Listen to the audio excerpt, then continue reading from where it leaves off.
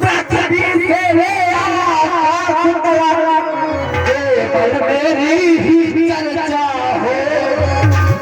पृथ्वी से ले आकाश तक केवल मेरी ही चर्चा हो।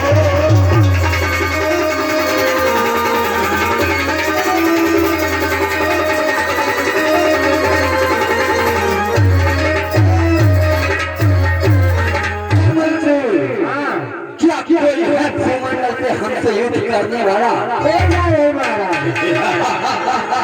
और मंत्री एक बात कहनी है। इतनी भीड़ हुआ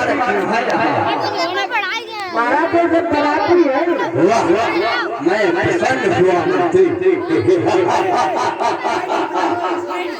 इन सभी को भोजन मिला, नाश्ता मिला, ये तो हमें लगता है पीछे पीछे बढ़ेगा। वसुदेव देखा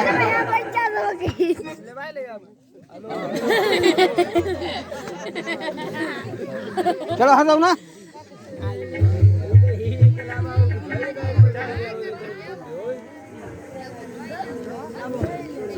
वसुदेव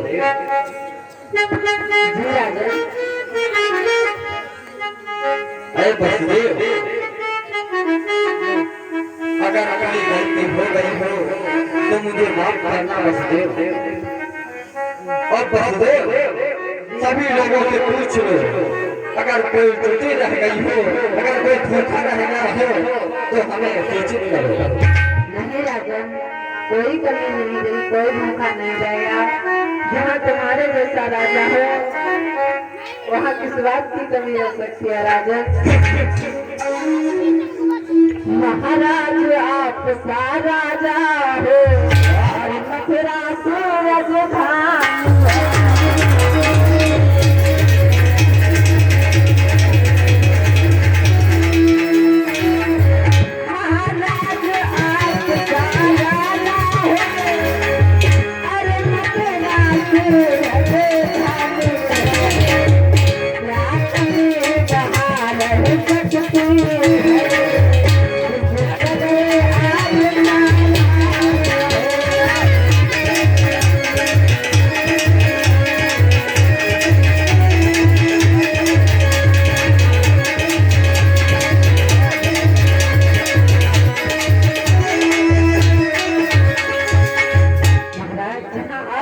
राजा हो वहाँ किस बात की कमी है।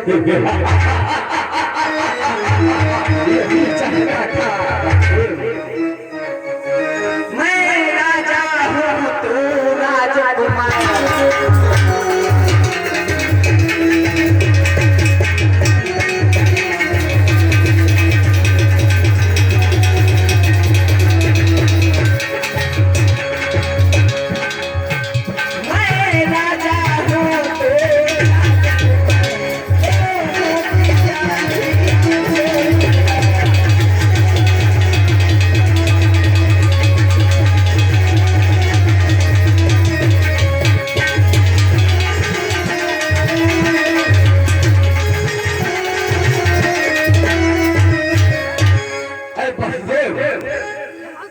राजकुमार हो, तुम भी राजा हो और मैं भी राजा हूँ, लेकिन अंतर क्या है मालूम है? मैं तीनों लोगों का राजा हूँ और तुम भी अपने यहाँ के राजा हो, छोटे से, लेकिन जोड़ अच्छा है क्योंकि हमारे परम मित्र ही हो। तुम मेरे मित्र ही हो और अब तो रिश्तेदार भी हो गए हो। मैं आज बहुत आपकी प्रसन्न हूँ।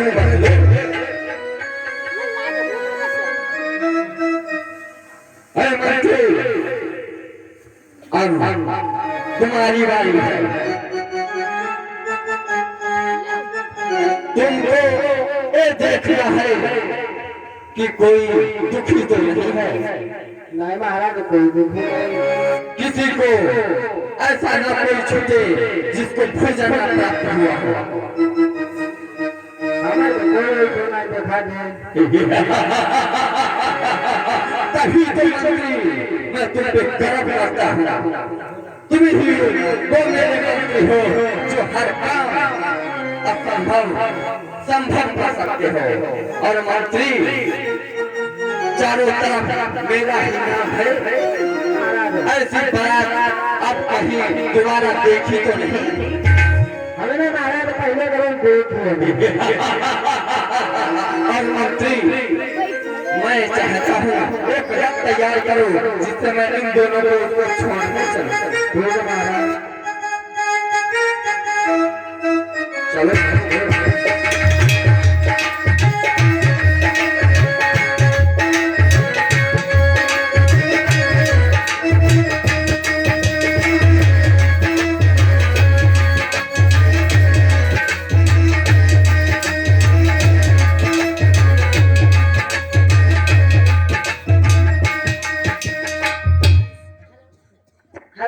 बोलिए शंकर भगवान की। कंस अपनी बहन देवकी को उसकी ससुराल छोड़ने स्वयं जाता है। रथ का संचालन करता हुआ बड़े प्रेम के साथ में लेकर के जा रहा है। रास्ते में आकाशवाणी हुई, आए मथुरा के राजा कंस। आए कंस कंस मत फूल बहुत,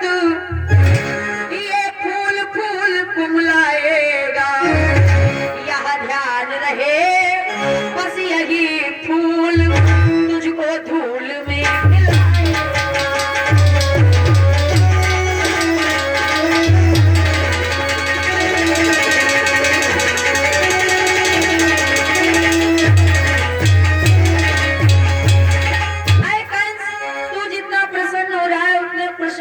आवश्यकता नहीं है। जिस बहन देवकी के पीछे कितना आनंद मनाता है।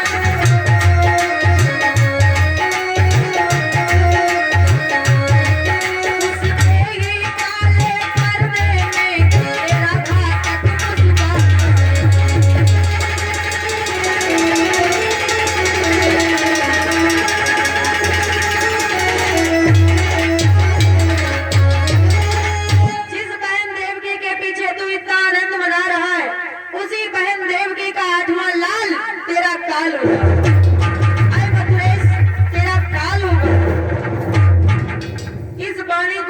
कंस ने सुना, बड़ा प्रसन्न मुद्रा में जा रहा था।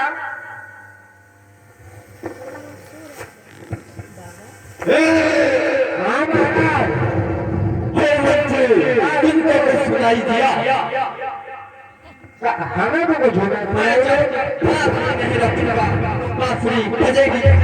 देवकी के बालों को पकड़कर रथ से नीचे घसीटा और जैसे ही सर काटने के लिए तलवार निकाली, वसुदेव ने हाथ पकड़ लिया। ठहरो राजन। अरे बसदेव, तुम अभी हमको जानते नहीं हो बसदेव। मेरा तीनों लोगों में कोई हाथ रोकने वाला नहीं है और तुमने आज मेरी तलवार को रोक दिया। अरे बसदेव, ये मेरी बहन है, इसकी मैं पूजा करूं या इसका सर काटूं। तुम कौन हो जो बीच में बोलने वाले? ऐसा नहीं है राजन, ये तुम्हारी बहन है, किंतु उससे पहले मेरी पत्नी है, मेरी अर्धांगिनी हो चुकी है राजन।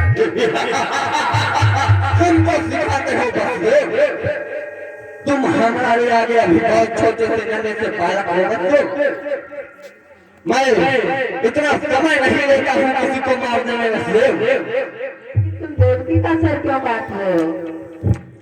कंस कहता है पहले मैं तुम्हारा सर काटूंगा और जैसे ही वसुदेव का सर काटना चाहता है तो देवकी पैर पकड़ लेती है। भैया ये क्या कर रहे हो? मैं अभी ससुराल भी नहीं पहुंच पाई और आप हमें अभागन बनाए दे रहे हैं। कंस का हाल मदारी जैसा हो गया।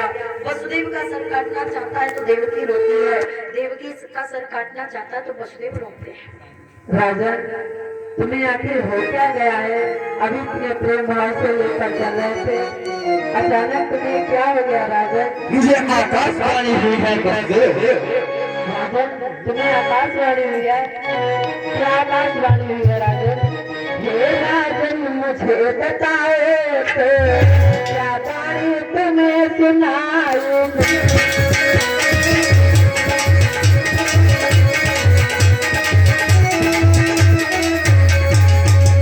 हे राजन, मुझे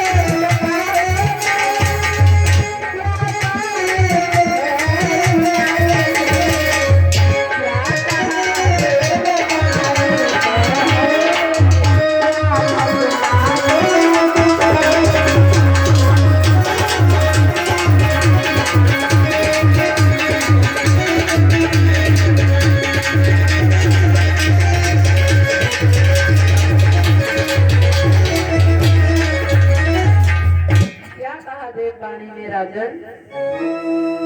अरे बसदेव, देवों की वाणी ने हमसे ये कहा है कि इसका 8वां लाल मेरा काल है। और बसदेव, तू है जिंदा कर देवकी के लिए, वरना सर तेरा धड़ से मैं करता अलग। मांग सुनी न हो ए बहन है मेरी, वरना सर काटती तेरा।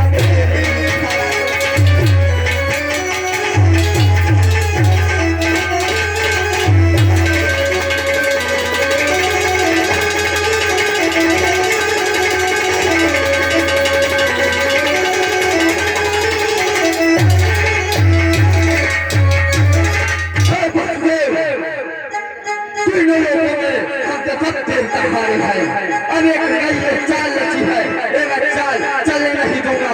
मैं इसका सर काटूंगा और मैं मरना नहीं चाहता हूँ बसदेव। मैं त्रिभुवन राजा हूँ बसदेव, और सदा ही रहूंगा। राजन, तुम देवकी का या मेरा सर काटना क्यों चाहते हो? तुम्हारा काल देवकी नहीं है, तुम्हारा काल देवकी के लाल है।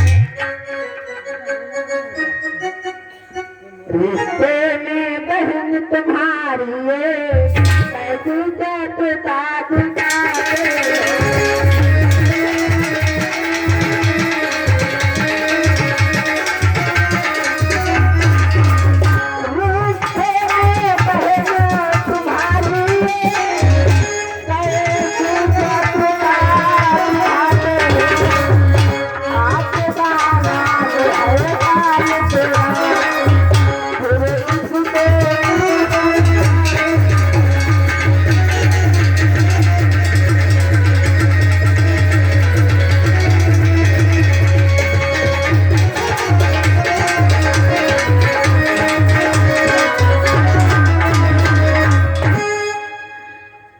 अरे बसदेव, वीर योद्धा है तू पर सुनो ध्यान से, चिंता का मेरी ठिकाना नहीं। मैं हूँ राजा तेरा, तू प्रजा है मेरी, वरना दुश्मन के मेरे ठिकाना नहीं।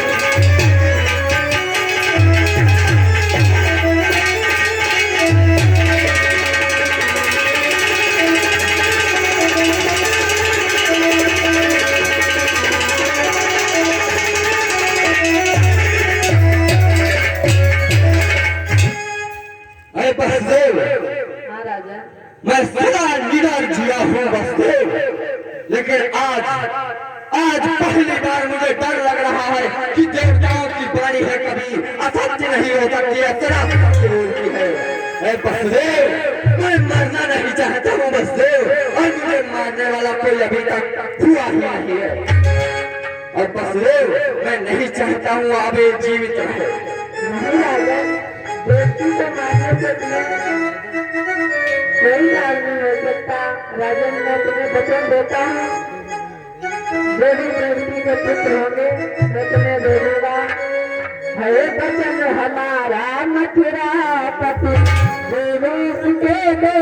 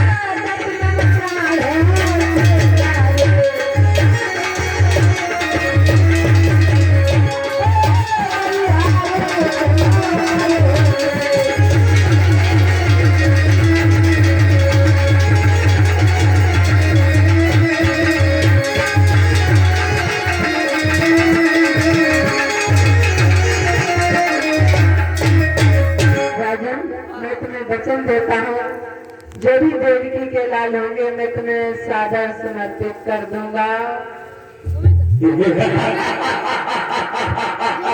हमें लगता है तुमने हमें मूर्ख बना रखा है। मैं तुम्हारे वचन से तुमको छोड़ दूं, ऐसा असंभव है बसदेव। लेकिन हाँ, इसके लिए तुमको मेरे हर कारागार में रहना होगा। तुम्हें मंजूर हो तो हाँ करो, नहीं तो सब कलम करो। नहीं राजन, हमें स्वीकार है। तुमको ही नहीं बसदेव, तीनों लोगों में पूरे मंडल में सिर्फ मेरा ही हुक्म चलेगा। स्वीकार हमें है महाराज, हम कारागर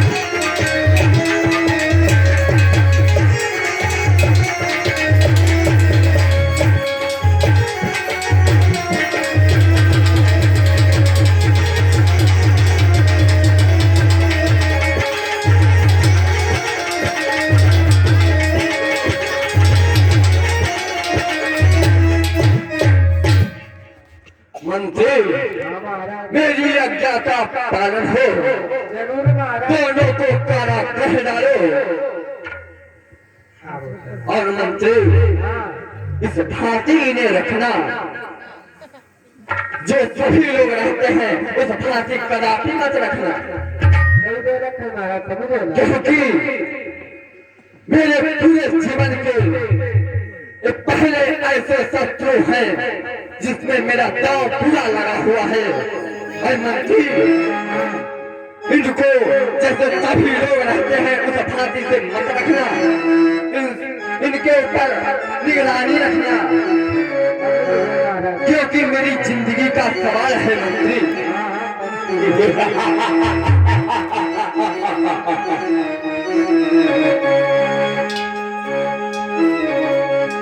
वसुदेव और देवकी को कंस ने जेल के अंदर बंद करवा दिया, सख्त पहरेदार ड्यूटी पर लगवा दिए। समय व्यतीत हुआ और कुछ दिनों के पश्चात देवकी मैया के द्वारा देवकी ने प्रथम कीर्तिमान नाम के बच्चे को जन्म दिया। वसुदेव से कहा, देखो स्वामी कितना सुंदर बालक है। वसुदेव ने कहा, लाओ जरा हम भी देखें। बालक को लिया और मुंह नहीं देखा उसका, मुंह देखेंगे तो शायद मोह उत्पन्न हो जाएगी, और बस लेकर के कंस के दरबार के ऊंचा पड़े। देवकी कहती है, स्वामी एक बार पैपान तो करा लेने दो। वसुदेव ने कहा, प्रिय इतना अवकाश नहीं है, वचन अगर पूर्ण करना है तो त्याग तो करना पड़ेगा। वसुदेव के दरबार में वसुदेव जी महाराज जब कंस के दरबार में अपने उस बालक को लेकर के आए, इतना बड़ा त्याग देखा, कंस का पत्थर दिल था, पिघल जाता है। महाराज ये पहला दाद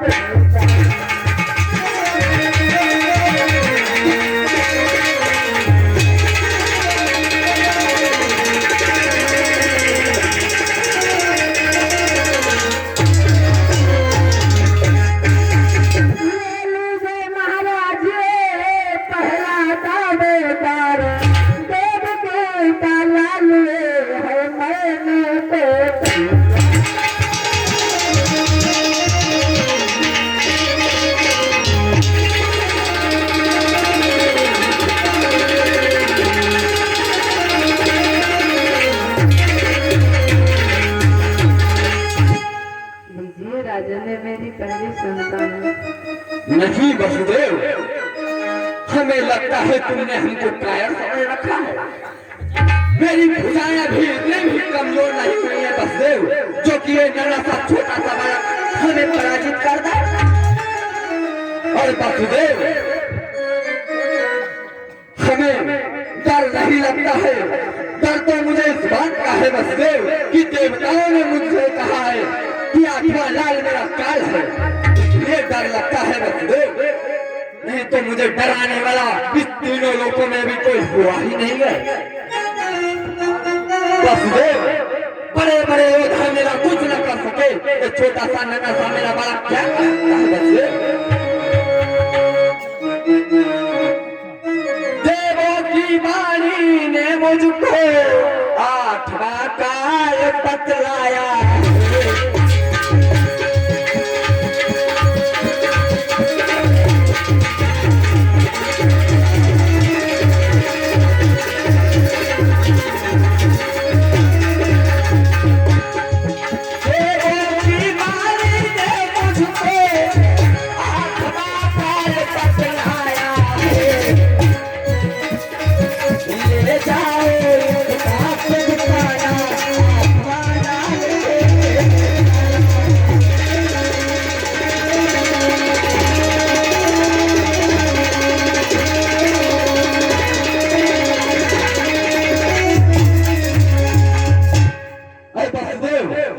इसको ले जाओ और इसका लाल प्यार करो, इसको इतना शक्तिशाली बनाओ, लेकिन तब भी हमको जीत नहीं सकता है। लेकिन वो आठवां लाल, उससे इसलिए डर लगता है। मैं भली भांति जानता हूँ कि तुमको सब पर्वत से जितने भी देवता लोग हैं सभी को हमसे पराजित होने का एक अंश बनेगा, जो कि वो हमें हरा सकता है। इसलिए थोड़ा सा डर लगता है। नहीं तो बड़े बड़े योद्धा हमसे हार चुके हैं। इसको तुम लेके जाओ राजा। यही मैं चाहता था वसुदेव। मैं कहता था कंस के पास में भी नहीं है, लेकिन ऐसा नहीं है।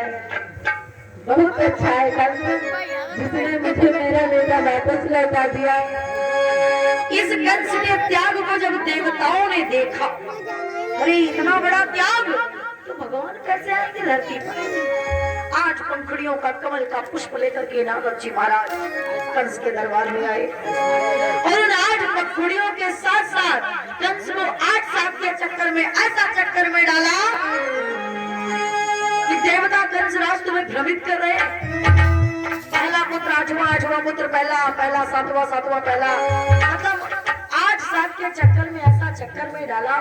क्या कंस बोला देवता हमारे साथ इतनी बड़ी चाल चल रहे हैं, तो उन्हें क्या लगता है कि वो अपनी चाल में कामयाब हो जाएंगे? अच्छा, कभी नहीं हो सकता। मैं देवताओं का मकसद पूरा नहीं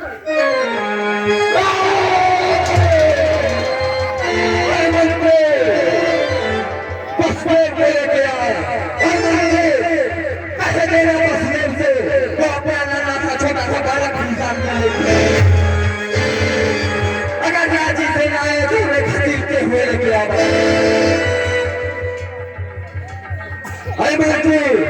कदापि देरी मत करो, जो मैं कहूँ बस यही करो। वसुदेव को दरबार में पुनः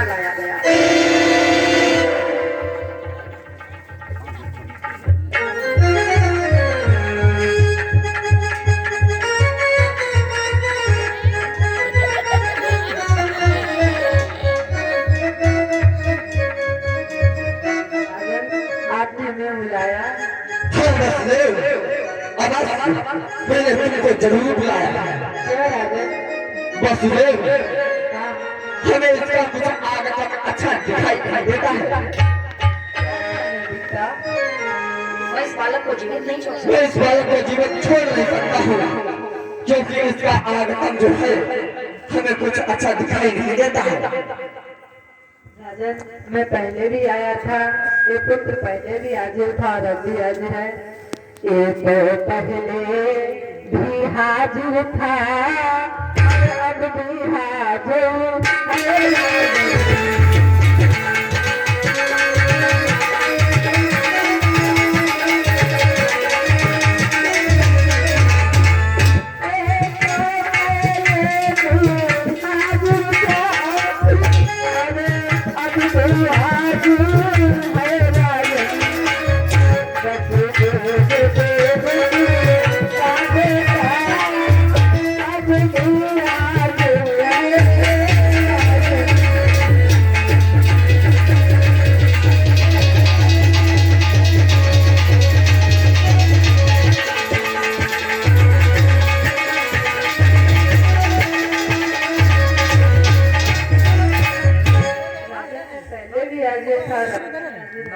अरे वसुदेव, मैं इस समय संकट में हूँ वसुदेव। मैं तुमको दुखी नहीं करना चाहता हूँ। अगर मेरी सुनी कर अंत में हुआ यही मजमून, कंस नीच ने कर दिया उस बालक का।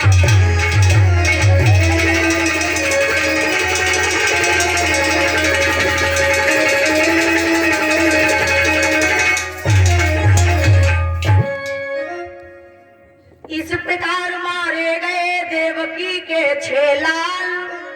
देवकी मैया के 6 पुत्रों को कंस ने मौत के घाट उतार दिया। 7वां पुत्र माया के द्वारा रोहिणी के गर्भ में पहुंचा दिया गया, जिसके द्वारा बलराम जी का प्राकट्य हुआ। बोलिए बलराम जी महाराज की। अब 8वें गर्भ की जब बारी आई, अब आगे के गर्भ में आते हैं यदुनाथ। श्रोतागण पहले उन्हें सादर जोड़ो हाँ। बोलिए वृंदावन बिहारी लाल की। 8वें गर्भ की बारी आई, कंस ने काल कोठरी का निर्माण करवाया। मंत्री को आदेश दिया, कमरा के अंदर कमरा, कोठरी के अंदर कोठरी, एक काल कोठरी का निर्माण करवाया, जिसमें वसुदेव देवकी को बंद करवाया। न खाना दिया जाता है, न पानी दिया जाता है। प्यास लगी आज, सुबह को पानी मिलता है, शाम को भूख लगी आज, खाना मिलता है 3 दिन बाद। और वो भी इतना नहीं कि जितना चाहो उतना खा पी लो, 1-2 घूंट पानी, 1-2 पाव रोटी, ताकि जिंदा माते बने रहे। अरे मंत्री,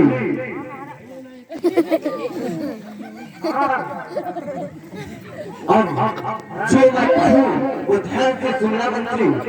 महाराज का है, अगर जरा भी लापरवाही हुई तो मेरी जिंदगी का सवाल है मंत्री। एक ऐसी कोई कोठरी बनवाओ जहाँ चींटों की चींटी हवा भी उससे प्रवेश न होनी चाहिए, और ना खाना मिलेगा ना पानी मिलेगा। हाँ, सिर्फ उतना देना जितने में वो जीवित बनेगा। मैं चाहता भी नहीं कि तुम्हारी समझ में आए। और मंत्री, जरा लापरवाही मत करना। और मंत्री, और अगर कोई भी बात हो तो हमें अवश्य सूचित करें, क्योंकि अब मैं चल रहा हूँ विश्राम